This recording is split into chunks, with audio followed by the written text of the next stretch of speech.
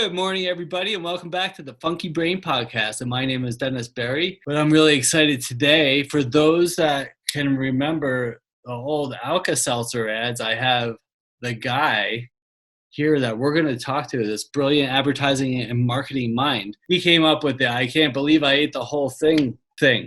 And he's going to talk about that in a little bit. But he's a founder of a multi-million-dollar advertising company, and he's the chief wisdom officer and the author of "I Can't Believe I Lived the Whole Thing," Mr. Howie Cohen. How are you doing today, sir? Oh, I'm doing great. Thanks for the plug. Awesome, you just man. you told my whole life story. So, okay, bye. All right, so the episode is over now. Thanks for stopping by. Have a great day, everybody. Hope you're doing well. It's great to be here. Thank you. Yeah, so you're out in California, out in the LA area, and how are things going out there? Well, we're all doing what everybody else is doing, sheltering in place.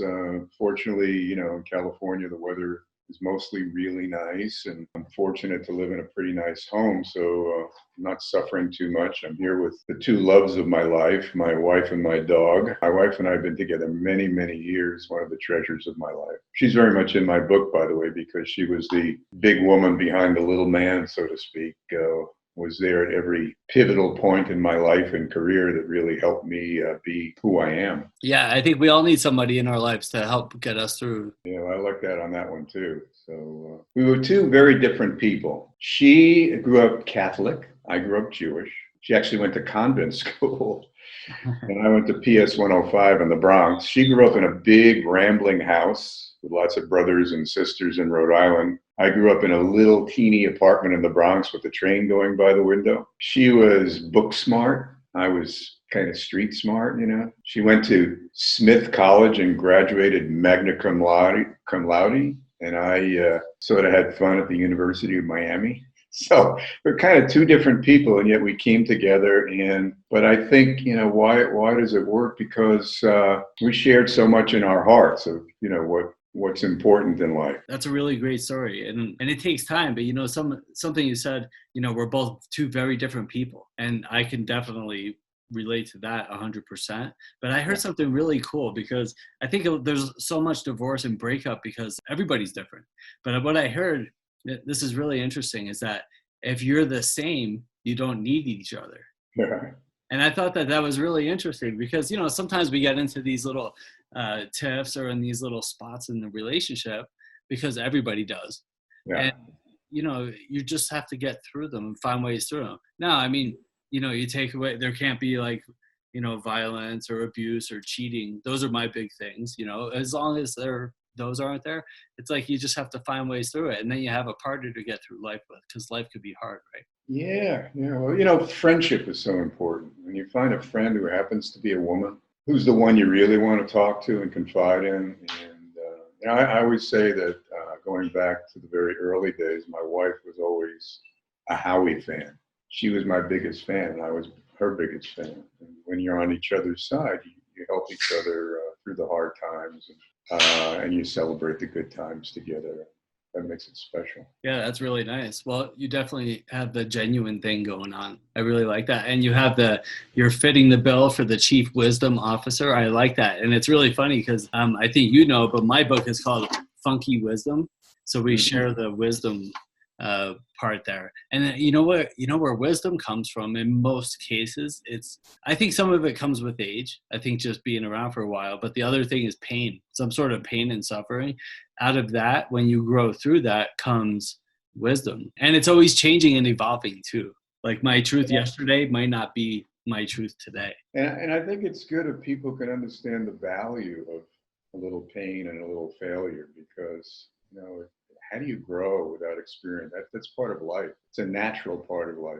And if you're not failing, if you haven't experienced any pain, maybe you haven't gone far enough in your life to try different things and explore and grow. It's hard in the moment when you're feeling the pain to understand that. But as you grow and you can look back on it. In fact, in my book, I start my first chapter out with a big fat failure, a big pain in my life when my business was failing in New York. And that was painful.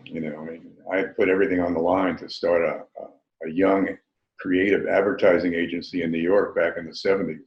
I could just launch into that, maybe just tell you a little bit about that. Yeah, please tell us all about it. I want, the name of that book, it's like, I can't believe I lived the whole thing. So tell us, I mean, this is all part of how you lived through this and how you got to where you are. So please tell us all about it.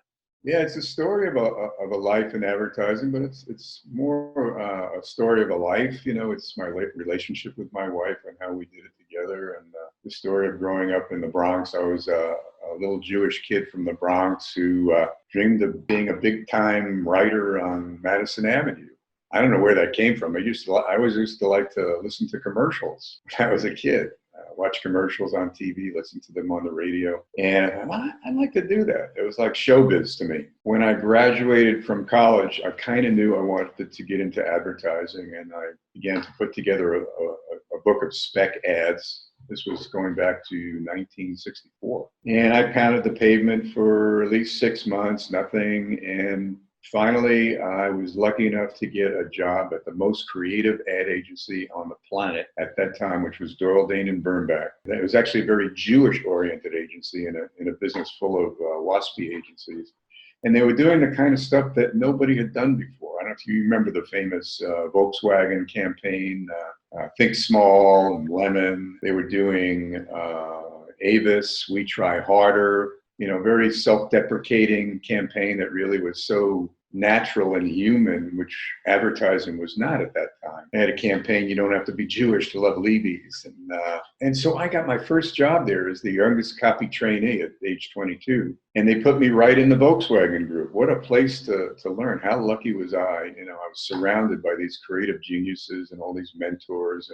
And I just started to learn and to pick it up and to understand how to be a writer. And this was an exciting time in the business. This is kind of like when the Mad Men era, remember the famous Mad Men show, was transitioning into a younger business where young ethnic people, Jewish copywriters and Italian art directors off the streets of Brooklyn and the Bronx were coming into the business. And they had a whole different ear for humor and a whole different language, and they were introducing it to advertising. And all of a sudden, that's when the advertising business, the headlines started changing, the dialogue started changing, and it became very refreshing, and people were excited by it. And I was lucky enough to be part of that whole thing. So after Doyle, Dane Bernbach, I got a job at the next big creative agency, Wells, Rich and Green, headed by this incredible lady, Mary Wells Lawrence, in a business that was typified by guys. It was an old boys club.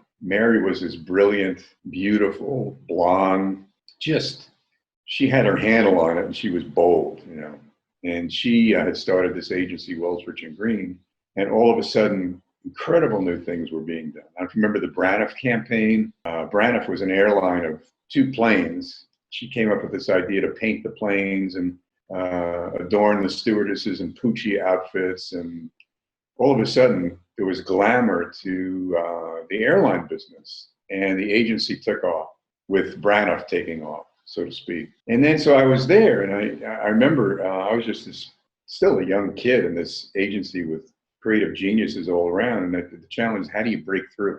How could I get seen in this agency? I haven't even met Mary Wells Lawrence yet. I was there for about 4 months. I was hired by Dick Rich, and taking little assignments, little trade ads, nothing really exciting, feeling a little frustrated. How do I break through? And then one day I got an assignment to do an ad for this thing called Persona Razor Blades. How do you break through in an agency? Well, this was a big account with big time creatives, and they were doing 60-second TV commercials. But now they needed a 10-second spot, not to be shot, but be cut together from the footage that already existed. They didn't want to touch it, too boring. So that was my opening.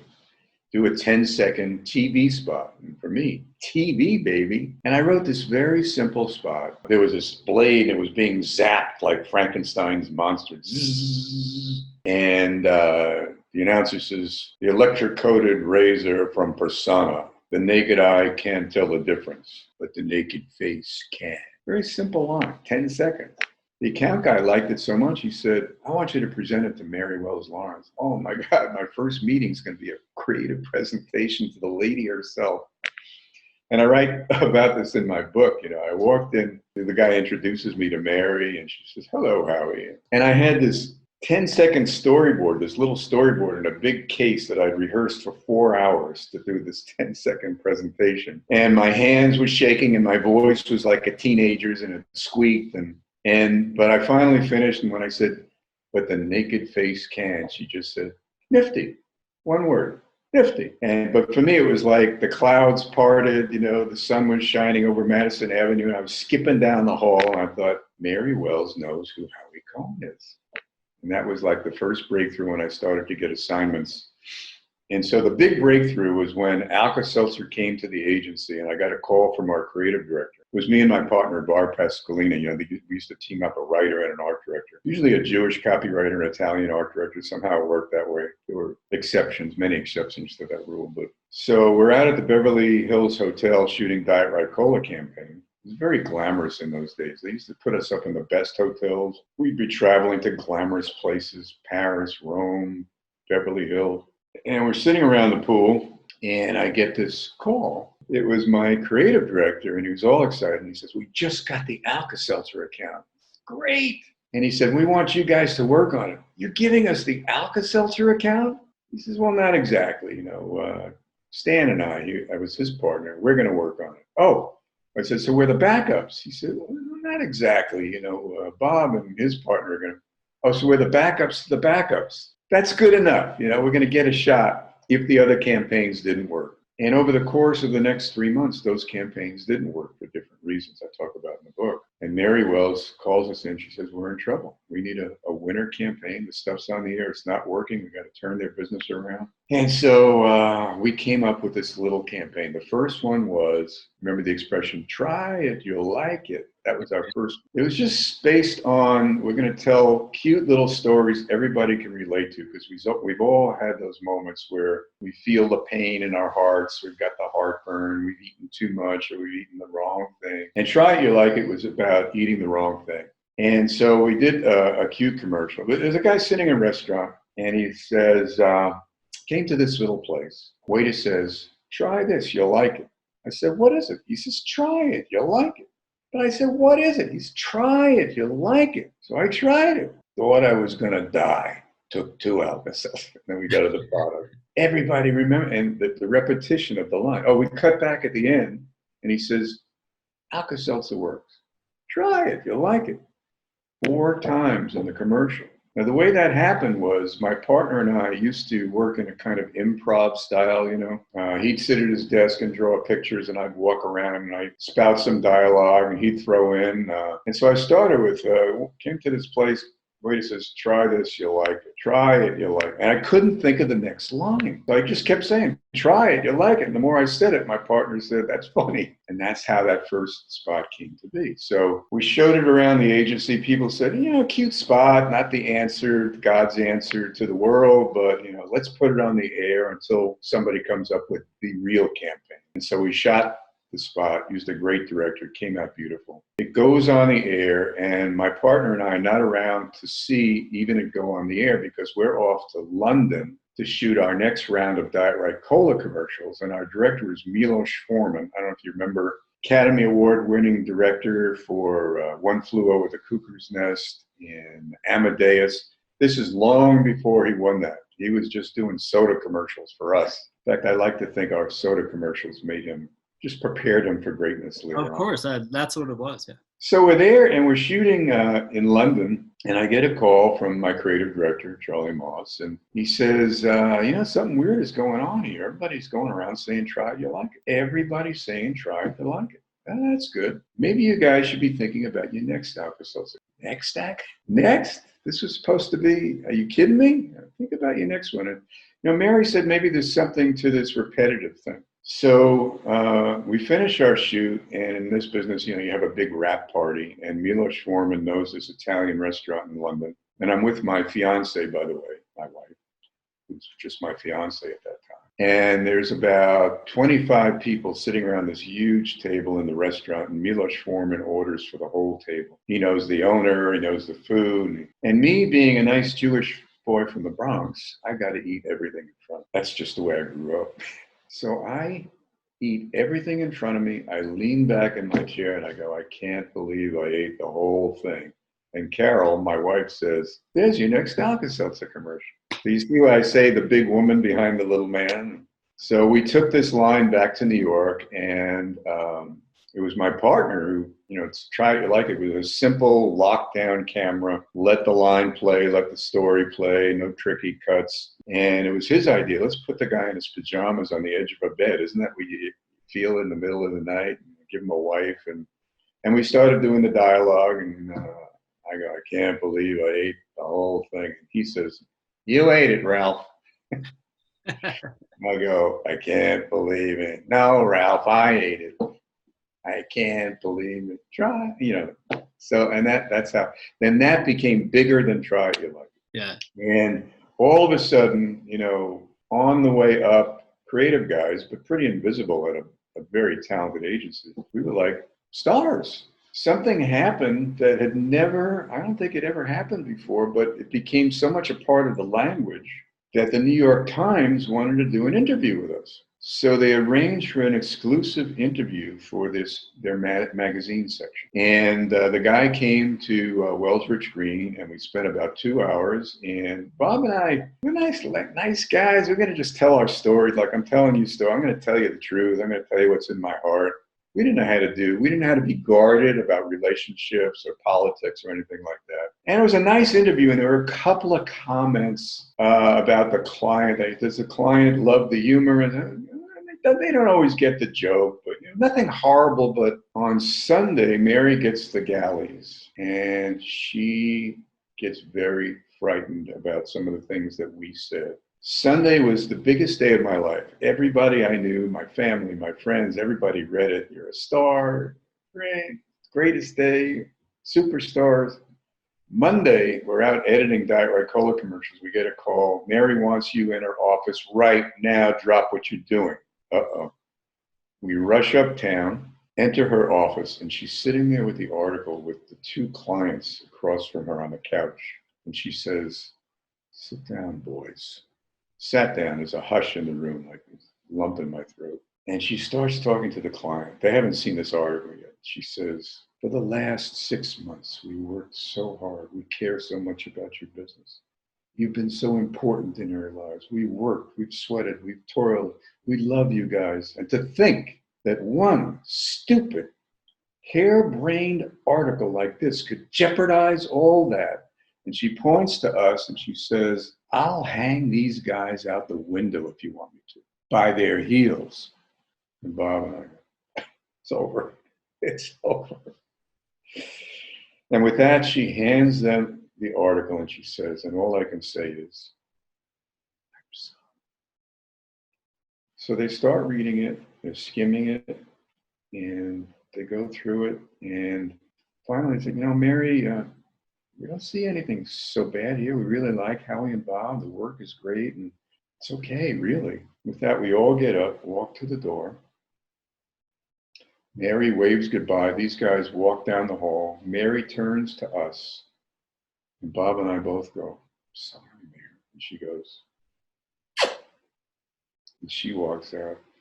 The whole thing was a setup. She blew it so far out of proportion. That was such a learning experience. She made it so horrible that, if they only read it themselves, they might have said, "Hey, why did they say this?" She made it so bad that it was good. She was brilliant. I learned so much from her. She was just the greatest mentor of, my career. And, very, very emotional because Mary, I gave her, let me flash forward. We left Wellsbridge Green armed with all this publicity. What did we do? We realized the dream to start our own agency using all this publicity. And we had a very volatile agency. A lot of success, failure, not knowing how to run a business, up and down for 5 years. I mean, we had huge success. We got a piece of Chrysler business and launched on the Super Bowl in 1975. But we couldn't sustain it. We didn't know how to run a business. And so I start the book with this failure. I'm sitting there like ready to slit my wrists. And Charlie Moss calls and says, "Hey, I hear you guys, you're not doing so well." But he said, "I just want you to know, if you guys are open, we've got some real big opportunities back here at Wellsbridge Green." And my pride wouldn't let me go there. But thanks, Charlie, but no. I tell my wife, "Are you crazy? Howie, this is our chance. I said, but I still have an agent. We're going bankrupt. So I tried my last attempt telling her why we shouldn't do this. And by the way, every day he would call and up the ante. This is 1978, and they're offering Bob and me both 6 figures, help, 3-year contract, help with buying our first home. It was like huge. And I'm sitting there, well, I have an agency. So I said, I don't know, Carol, I'm a New Yorker through and through. You know, we have the ballet, we have the opera, we have Broadway. Where else can you get a bagel at 3 o'clock in the morning? You know, all the cliches that New Yorkers use. She says, Howie, when was the last time you went to a ballet? An opera? I said, well, I saw La Boheme in 64. She said, and Howie, bagel at 3 in the morning? You're in bed by 9:30 every night. You know, my wife's wisdom helped turn me around to something, you know. So that was how we got back to Wells Retreat, but not in New York. They sent us out to California. That's how I got out here in 1978 with this huge contract. And so it was very, very exciting. We bought our first home. We came out here with our 2 little daughters, and within a couple of years, we had a son. The only negative thing was we had these huge accounts. You know, we had Max Factor was a big account. Columbia Pictures was a big, Jack in the Box, and they were all troubled accounts. And the biggest was Jack in the Box. So this led to one of my biggest creative solutions, which I'll share with you. Jack in the Box was trying to compete with McDonald's and Burger King for the family business. They need a big campaign. And they just hired a new marketing director. And what does a new marketing director do when he comes in? He fires the agency.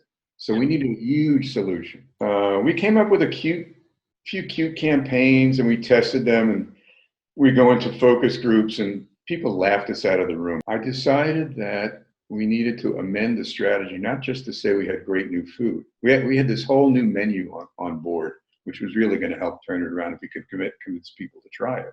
It was for adult tastes, new menu items that would appeal to adults. So one night, armed with a lot of scotch and scotch on the rocks, at 2 o'clock in the morning, I came up with this idea. You know, this isn't our fault. It's the clown's fault. The clown is the silly symbol of all our problems because he's a kiddie symbol, and we're now going to appeal to adult tastes. So let's blame the problems on the clown and let's get rid of them. In fact, let's do it in dramatic fashion. Let's blow them away.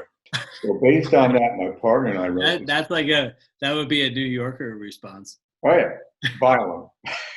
We came up with this really radical spot where this old lady drives up to Jack in the Box in an old Packard, and she sees these 2 Jack in the Box guys strapping dynamite to the clown, and she goes, "What are you doing to the Jack in the Box clown?" He's going, bye, lady. But he's so cute. Cute was the old Jack in the Box. Now we stand for great new food. Like our new hot ham, and then we cut to the food, beautiful food. The Billy talks about the food. Cut back, he hands her the sandwich. He says, the food is better at the box. He takes a bite. The food is better at the box. Waste them. He blows up in 1,000 pieces as a chorus comes up. The food is better at the box, Jack. It was really unbelievable. So we're going to present this spot to the new marketing director who really wants to fire us. And first, Mary came out. She knew we were in trouble. I showed her the spot. She says, this is great. This should turn the business around. We present it to this marketing guy, and he says, oh, yeah, this is great. This is just what we need. I said, hey, maybe this guy isn't so bad. The next day comes in. He fires us. The next day. So we go to Mary and said, he just fired us. She goes ballistic. Again, here, example of the brilliance of Mary. Jack in the Box was owned by Ralston Purina, and she's tight with the chairman of Ralston. She dashes out a letter to him. I've seen the campaign that will turn your business around. This is totally unfair. Who is this person anyway? I propose that we shoot this spot at our own expense, test it at our own expense, and if it tests well, we keep the business. That's an offer that's hard to refuse. So he tells the marketing director, unfire them, which really pissed him off. So we go out, we shoot the spot, and now everything is on the line. The account's on the line, Mary's reputation is on the line, the business is on the line. And we put it into Burke testing, which was the testing thing. one time on air, and they call and they say, what do you remember? And in those days, average score for fast food was 22. If you got 7 points above that, you were doing good. You got into the 30s, you were doing phenomenal. So that's what we're hoping for, something in the 30s. And so we send it out for testing. Everybody's on edge. And then one day, my partner and I were sitting in our office looking out at the ocean, and the account guy comes running and says, we got the score, we got the score. Did we get a 30? No, we didn't get a 30. Well, no, we got a 72, the highest fast food score of all time. And they remembered everything. Food is better at the box, changing, and no more clap. And so, needless to say, I got a call from Charlie Moss in New York. He said, Mary did a jig. She did a jig around the room when she heard this, and nothing could have been better. Everybody celebrated. Oh, one thing was better. 2 weeks later, this marketing guy resigned to pursue other interests. So that was the happy ending in that.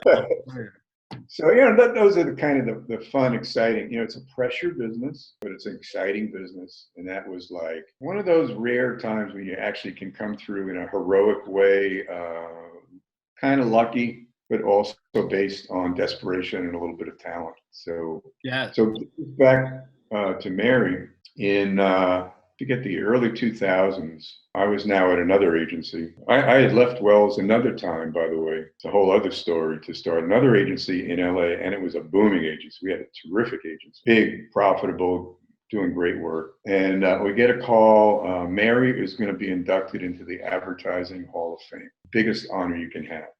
And she would be honored if I would come to New York with my wife and be there at the Waldorf Astoria. And so, wow, I was so honored. And I go back, now it's probably 25 years since I've seen all those people at Wells Retreat. So I know there's going to be hundreds of people. I used to know that, I don't know if you're like me, but hard for me to remember names, that sort of remember. Oh, yeah, I'm the worst at that. I have to say them back like at least 5 to 10 times each. And then I have Yeah, you got to have some trick.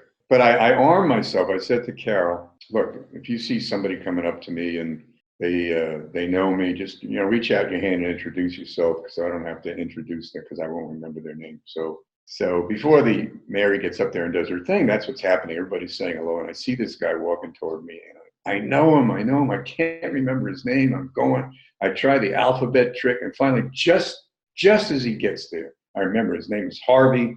And I go, oh, hey, Harvey, how you doing? I'd like you to meet my wife. You used all your memory energy on Harvey. You forgot your wife's name. Yeah, oh, yeah. Yeah, I mean, I'm an idiot. But, at least I'm her idiot. So, yeah. So anyway, Mary gets up. She gives this brilliant speech. And I see all the people I used to know and love, and we celebrate. And at the very end, I know I want to go up to Mary and thank her for everything. She was so instrumental in my life. And, so there's that moment where she's shaking hands and hugging people on a long line who are saying goodbye. And then she turns and she goes, Howie. We embrace. She meant a lot. And I hold her a little too tight. And I say, Mary, I just want to tell you what you've done for me. I mean, I wouldn't have done Alka Seltzer. I wouldn't have met my wife. I wouldn't have moved to California. I wouldn't, all the things, you've meant everything to me.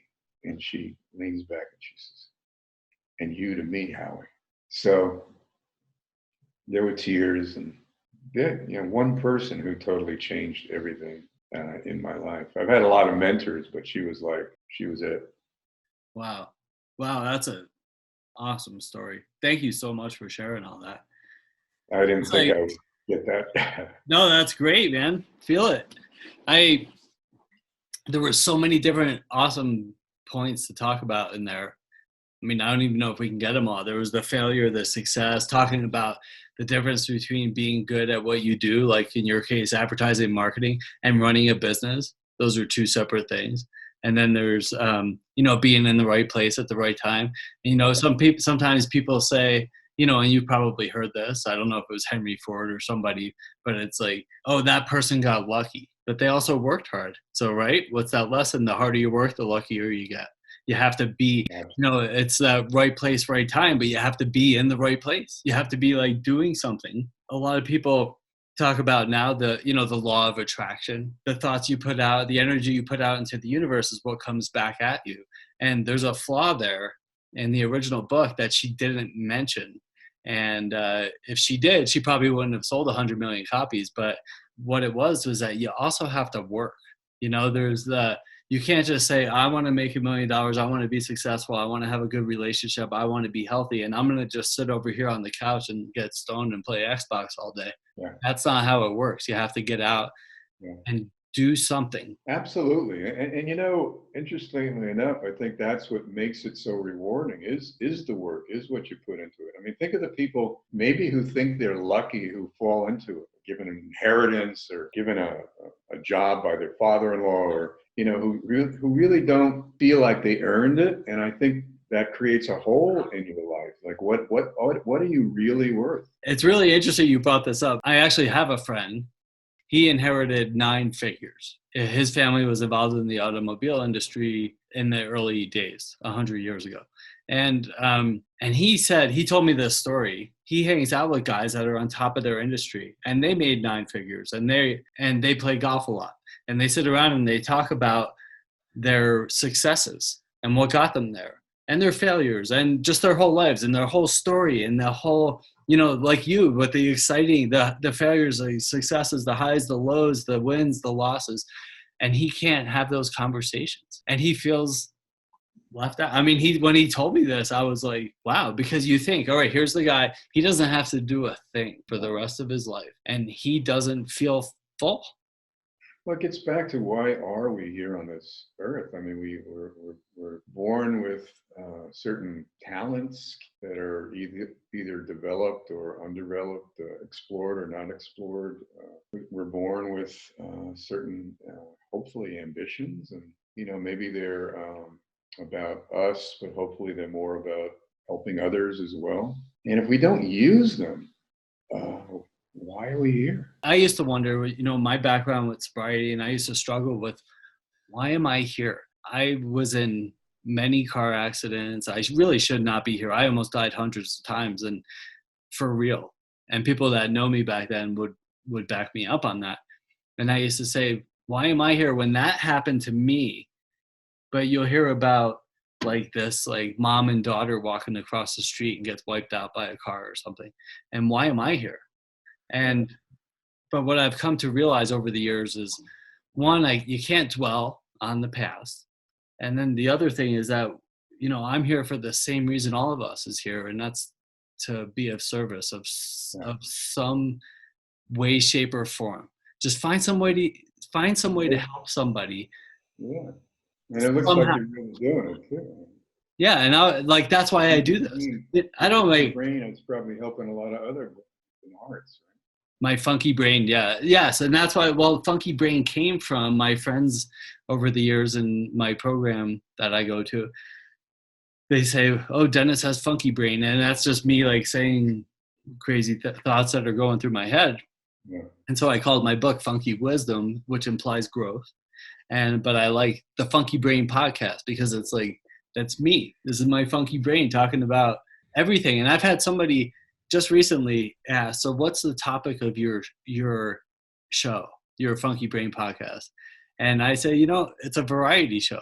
It's like, I want to have people from all different walks of life, different views and professions, successes and failures. I want them to talk about how things are going. Yeah.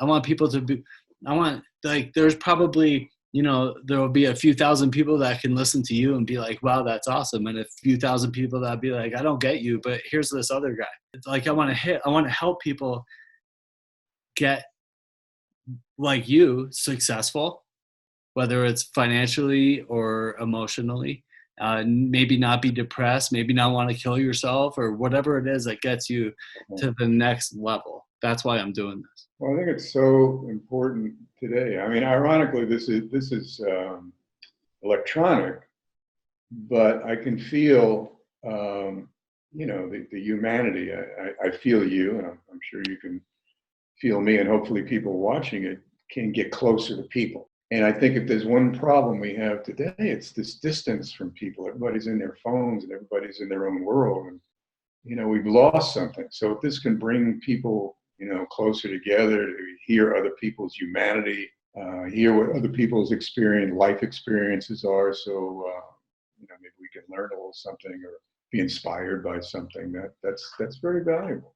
Yeah, I love that term. You just said humanity, because everything is so sensationalized, over sensationalized. So you look at somebody that's on the phone, whether they've achieved something or not, but you can make it look like you have.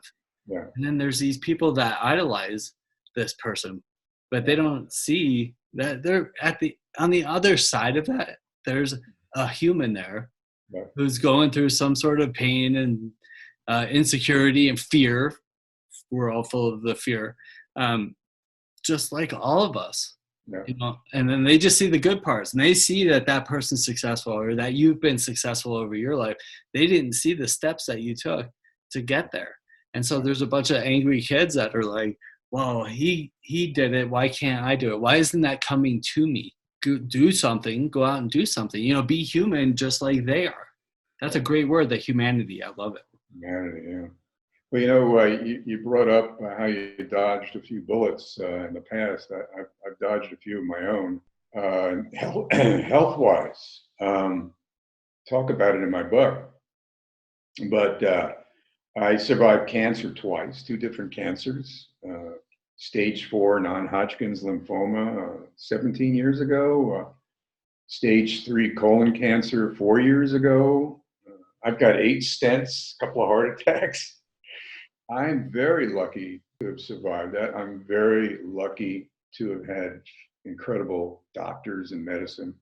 I'm extremely lucky to have had my wife by my side. And there's an interesting dynamic in all of that, because if there's one thing I got going for me in terms of that, I'm like this clueless Pollyanna. I just think I'm going to make it. I'm not going to worry. I'm going to relax. I'm going to put my faith in them. I mean, I thought it was my job to make the nurses laugh, make the doctors laugh, to make everybody feel comfortable, and to be able to get into a Zen, relax. They're going to take care of me and everything will be all right. Now that, I think, is very valuable.